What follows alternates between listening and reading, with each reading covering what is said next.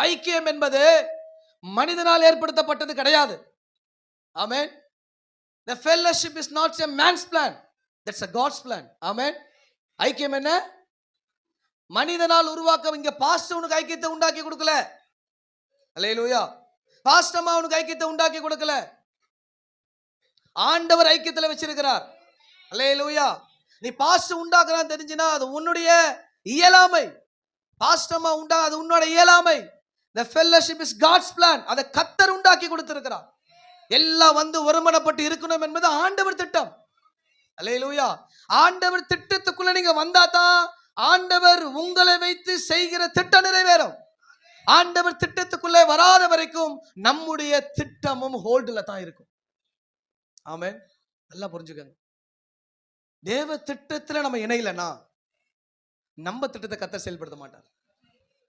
சபை ஆண்டவர் திட்டம். சபைக்குள்ள ஐக்கியப்படுத்துறதே ஆண்டவர் திட்டம். அல்லேலூயா. ஆண்டவர் நாம மகிமைப்படுவதாக. ஆமென். அப்ப அந்த ஃபெல்லோஷிப் யார் plan? That's a God's plan. ஆமென். கர்த்தர் நாம மகிமைப்படுவதாக.